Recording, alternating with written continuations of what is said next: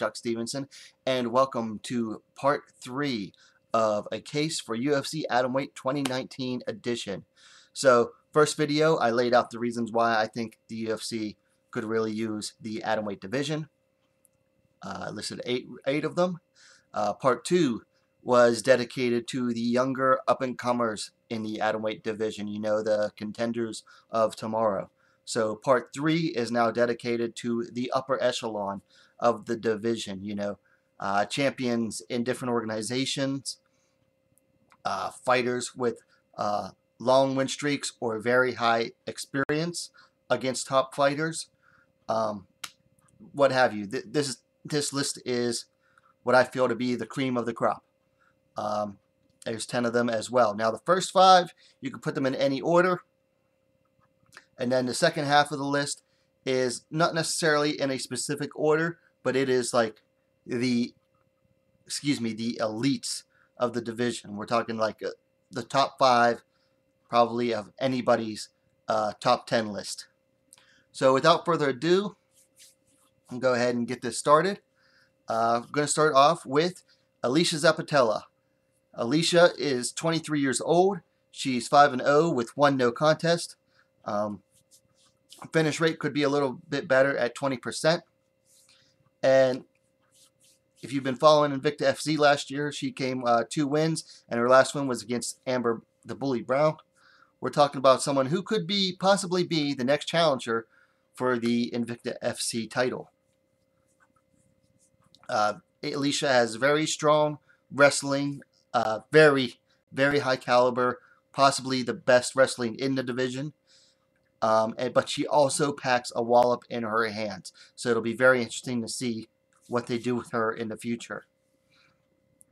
Next up is from Japan is Tomo Maesawa. She is 31 years old, 12-8, so not the best record on this list. 34% finish rate. She's currently on a 3-fight win streak and is the current Deep Jewels champ. So she's on the list because she just beat Mina Kurobi in December for the Deep Jewels title. She's on a good streak right now. She's getting further away from that dreaded 500 record. So I've seen a lot of improvement from her in the last few fights. She is definitely someone to keep an eye on. And of course, you know, being the Deep Jewels champ, Deep Jewels produces you know, a lot of the best women's mixed MMA fighters in Asia, especially Japan. Moving along is Amber the Bully Brown. Amber is 30 years old. She's 7-5. She has a 71% finish rate. So finishes most of her fights. She is a former Invicta FC title challenger, and if you ever watched that fight, you'll know she came extremely close to finishing the former champ Ayaka Hamasaki. Ayaka even admitted in a later interview that she was saved by the bell at the end of the first, I believe it was the first round. Amber just came off a year layoff back in December, and she dropped a fight to Alicia Zapatella. But I still think that that was a good test for her to come back to. It shows what she'll need to work on to improve, and I think she'll come back and still be at the top of the division. Moving along next is going to be Mai Yamaguchi, Vivi Mai. She's 35 years old, has one of the most extensive records on this list at 18, 11, and 1. She has a 50% finish rate.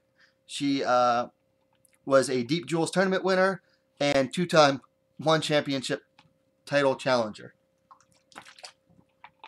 Now, the hard part about her, and because this list is about, you know, getting Atomweights in the UFC, one downside to her is that she is with One Championship, and you don't see fighters leave there very often.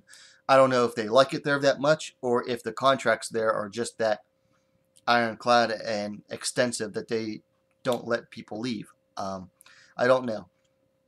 May is exciting to watch. She's another one of these. She packs some nice power in her hands. She's dropped, and she almost knocked Angela Lee out the first time they fought, and in the second fight she dropped her several times with a nice overhand. So if you ever get a chance to watch her fight live, definitely do so. She's not boring. Okay, after Mei Yamaguchi, we have Ashley Cummins. Ashley is 31 years old. She's 7-4 with a 29% finish rate, and she started out at straw weight, but was a little too small for that. So now she's moved down to atom weight, and she's been doing very good since that move down. She's another one. She's on a nice win streak in Invicta, and could also be the next challenger for the Invicta FC title. I'd like to see a title eliminator possibly between her and Lisa Zappitella. I think that would make for a good fight. You know, one of those neat intangible about Ashley Cummins is that she's a police officer, so she's marketable as far as that aspect goes as well. So now we're done with the first 5. We're going to move on to the next 5, the truly elite, I feel, of this division. First up is going to be Minna Grusender. Minna's 29 years old. She's 6-3. She boasts an 83% finish rate. I believe that is the highest on this list. She is a 2-time challenger for the Invicta FC title. Talked about those fights on here. They were both razor-thin decisions, losses for her. And she was an IMMAF World Amateur Champ. That is nothing to sneeze at as well. Minna's, I've had a chance to meet her and talk with her. She's a nice, very nice young lady. She's very tough, very strong for an atom weight. I think even with the 2 losses to Fry, Minna's going to be around at the top of the division for quite a while. So moving along, going back over to Asia, Kana Asakura. Kana is 21 years old, 13-3, boasts a 38% finish rate, all by submission. And she was the Ryzen Grand Prix winner for in 2017. They had I think it was 8-woman Grand Prix, and she was the overall winner over Reina Kubota. Kana boasts very, very good wrestling. Probably up there with Zappitella. I'm not ashamed to say. Very, very, just very overall strong wrestling. I think that she just lost to Kana Asakura, or excuse me, Ayaka Hamasaki this past New Year's Eve. And now that fight is probably going to set her back a little bit because Ayaka honestly made her look like an amateur in that fight. So she has some bouncing back to do, and I think she already has another fight booked for February for Deep Jewel. So probably get a bounce back win, and then we'll see how she does from there. One thing I would like to see Kana do, though, is, you know, Ryzen honestly isn't having her, and Deep Jewels isn't either. She's not facing the toughest of competition. I mean, her biggest win is definitely Reina Kubota, who she beat twice now. But I'd really love to see her come stateside and face some tough competition. So moving on from Kana to her most recent conqueror, Ayaka Hamasaki. Ayaka is 36 years old, so she is, I believe, the oldest on this list. Yes, she is the oldest on this list at 36. She's 17-2, boasts a 59% finish rate. And she is the current Ryzen Super Atomweight champ, former Deep Jewels champ, and former Invicta FC champ. So she's the most decorated fighter probably on this list. What is there to say about Ayaka? Just about everything. Good striking, but even better on the ground. Amazing submissions. If you've seen her Invicta career, you know she has heart because she has come from behind a few times in her last few fights there to win them. And then she took a year. She moved back up to strawweight, suffered a devastating knockout, took a year or so off, I think like 2 years off, and now she came back in 2018 and won 3 straight, including a win over the then Deep Jewels champ Mina Karobi, before just mopping the floor with Kana Asakura on New Year's Eve. So Ayaka Hamasaki is back. It's good to see her back. You know, I'm glad that she's making money in Rizin, but I would really love to see her back in stateside against tougher competition than what Rizin honestly has to offer her right now, because she already beat the top fighter that Rizin boasts. So what else are they going to have her do now, right? So I'd like to see her come back to Invicta. I mean, honestly, though, I'd really love to see her in the UFC. That's the ultimate goal, would be UFC. That's why she even tried to move back up to strawweight, was to try to get into the UFC, because they didn't have Atomweight at the time. So UFC, get Atomweight, get Ayaka over. And moving along to number 9, Jin Yu Fry. Jin is 33 years old. She's 8-3, 38% finish rate, and is the current Invicta FC Atomweight champion. Again, what is there to say about Jin? Good striking, pretty good on the ground, just overall well-rounded fighter. She could work on the clinch a little bit more after the 2 fights against Grusander. But hey, you know, she currently holds the belt that probably has the most prestige in the Atomweight division right now, arguably. I mean, that's Atomweights come from all over the world for Invicta. Back before Rizin and Road FC were doing their Atomweight divisions, no one was really worried about the Deep Jewels belt as much. They were worried about the Invicta belt. So she's got the belt most fighters want. So that's why she's on here. And right now it's looking like she's going to be tough to beat after those fights against Grusander.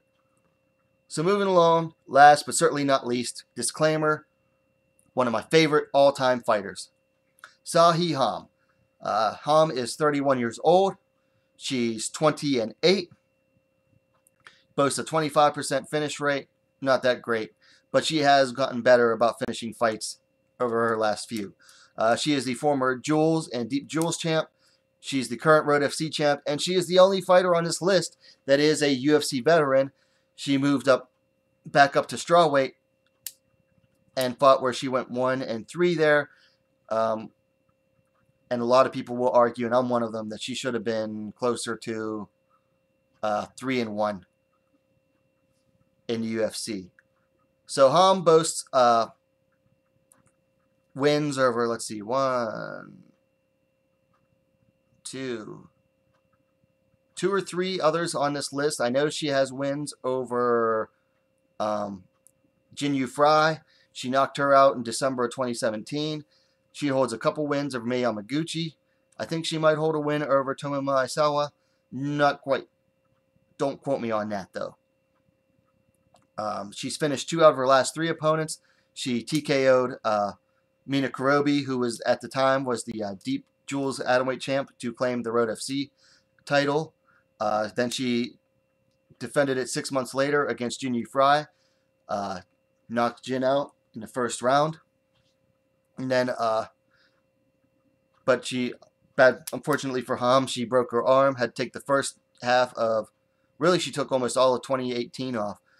Came back in December and defended it against Jangwon Park, probably the best of the next generation of Korean atomweight fighters. And Park gave her a bit of a fight, so even Ham admits she was a little disappointed with that.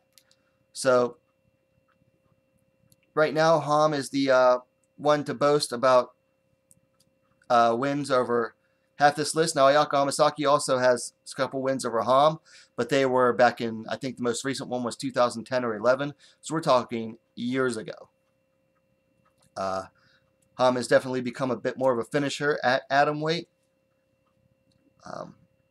One big thing that worries me about Ham's current status, though, is that with Road FC, they're big for Asia, but they are a smaller promotion overall. So I always worry about her possibly stagnating over there. I hope they keep bringing in the international challengers for her, if not let her go somewhere else to fight.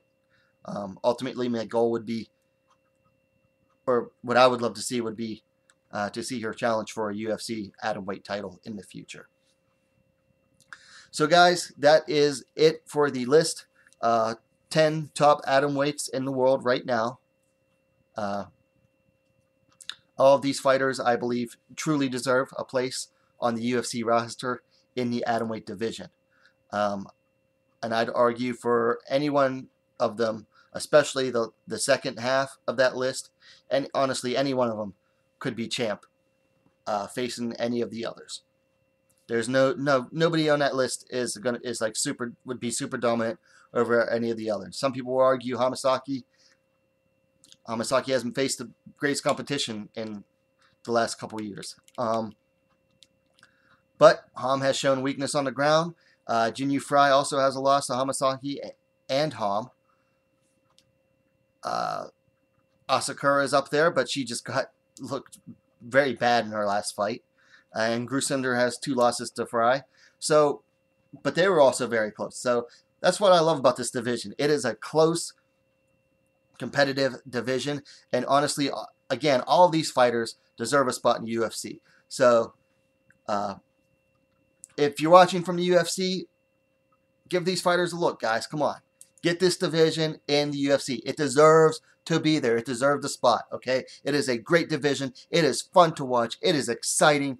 I don't know what else I need to say. I mean, I already laid out 8 reasons. If you haven't watched part 1, go watch part 1. And then go watch part 2.